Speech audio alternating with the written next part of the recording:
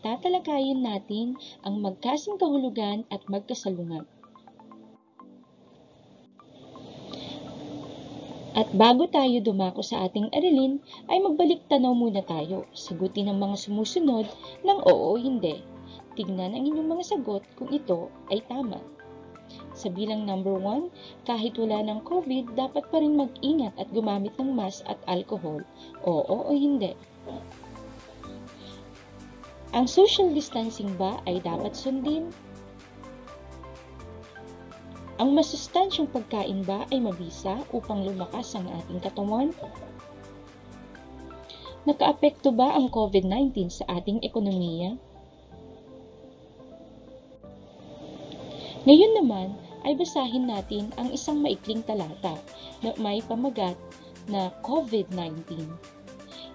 Babasahin ko ang talata. Hindi lingid sa kaalaman ng lahat na ang buong sanlibutan ay dumaranas ng sakit na tinatawag na COVID-19. Pinaniniwalaang ito ay made in China sapagkat sinasabing ang sakit na ito ay nagmula sa nasabing bansa. Hindi mabilang sa ngayon ang mga taong kinapitan ng sakit na ito. Pneumonia, sipon, at pananakit ng katawan ang madalas na mga simptomas ng COVID. Napatunayang ang may mahinang resistensya at mga bata ang mas madaling dapuan nito.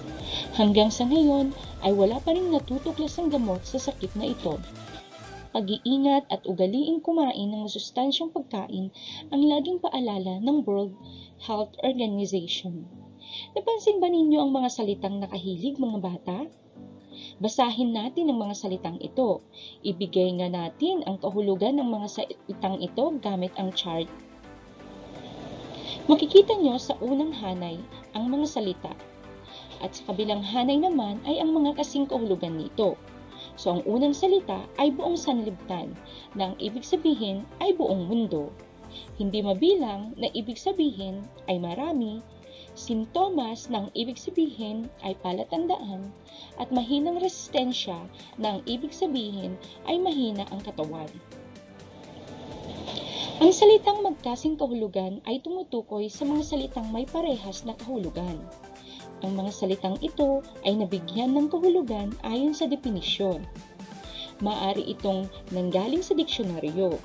Halimbawa, hindi mabilang ang taong may sakit dahil sobrang dami nila. Pansinin naman ang ikalawang talahanayan. Sa unang hanay ay makikita nyo ang mga salitang tamad, paliko-liko, madamot. At sa kabilang hanay naman ay batugan, diretso, mapagbigay. Ano kaya ang napansin nyo mga bata? Tama, ito ay ang mga salitang magkasalungat. At ang mga salitang magkasalungat ay mga salitang may pagkabaliktad na kahulugan. Halimbawa, ang aking ate ay sobrang sipag samantalang ang bunso naman ay ubod ng kamay. Gawin nga natin ito mga bata. Sabihin kung magkasing kahulugan o magkasalungat ang ipinapakita ng mga larawan. Tama, ito ay magkasalungat. Dahil pinapakita niya ang isang malungkot at masayang mukha. Ito naman mga bata, magaling, ito ay magkasalungat. Dahil pinapakita niya ang isang itim at isang puting damit. At ito naman ay magkasalungat. Tama, dahil pinapakita niya ang isang masayang bata at isang malungkot. Ito naman ay magkasalungat. Tama, dahil ang pinapakita niya ay isang mabagal at isang mabilis na hayop. At ang panguling larawan ay magkasalungat, dahil pinapakita nito ang isang mahirap at isang mayaman. Ngayon naman mga bata, ay gawin natin ito. Isulat ang MK kung ang salitang magkatambal ay magkasing kahulugan at MS kung magkasalungat. Isulat ang sagot sa inyong kwaderno. Naalimpungatan, nakatulog.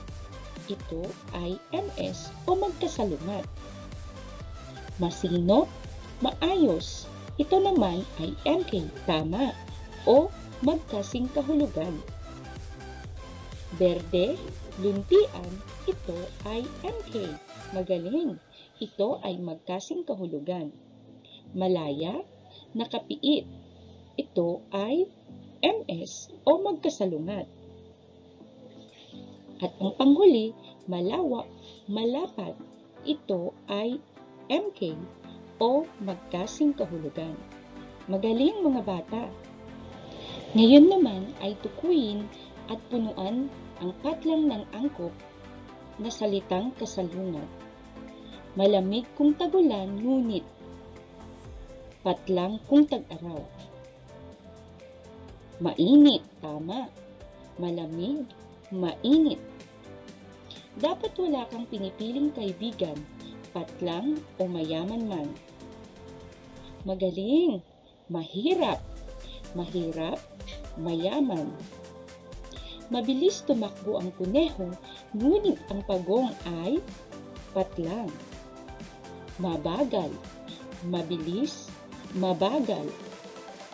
Ang mga bata ay inaasahang gising sa umaga at tulog sa gabi. Umaga, gabi. At ang panghuli, patlang o walang bantay, dapat tayong pumasok sa taktang oras. Tama, mayroon.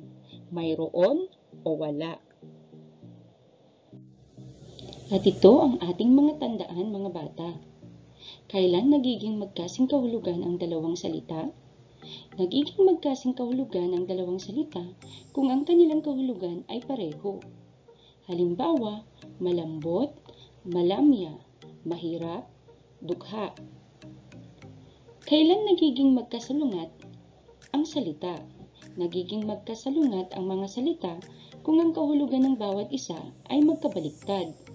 Halimbawa, araw, gabi, kaibigan, kaaway.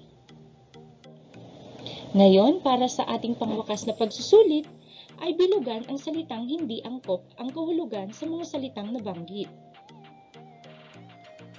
Magaling, malaki, mali, kulang, malungkot, at ordinaryo, mahusay mga bata. At para sa aralin to naman ay pag-aaralan natin ang pagbuo ng bagong salita mula sa mahabang salita. Masdan natin ang larawan sa ibaba. Sa loob nito ay may mahabang salita. Ano kaya ang maaaring maliliit na salita ang makukuha natin dito? Pagmasdan natin. Pagmamahal. Ano kaya ang mga maliliit na salita na pwede nating mabuo sa salitang pagmamahal? Tama, mahal, mama, ama, at aha. Ang tawag sa ating gagawin ay pagpapaunlad ng ating talasalitaan sa pamamagitan ng pagkuha ng maliliit na salita mula sa mahabang salita. Narito naman ang isang paraan. Salitang ugat naman ang ating hanapin. Halimbawa, kagandahan. Ang salitang ugat ng kagandahan ay ganda. At ang panlapi nito ay ang panlaping ka at ang panlaping han. Naintindihan ba mga bata? Gawin natin ito. Isulat ang salitang ugat ng mga salita sa loob ng kahon. Isulat ang sagot sa inyong kwaderno. Timplahan, timpla. Pagbigyan, bigay. Napakalalim, lalim. Kabukiran, bukid.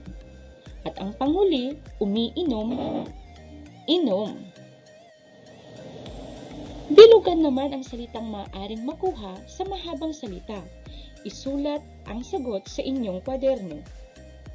Nakatulog. Tama, tulog. Masinop. Ito naman ay sinop. Magaling mga bata.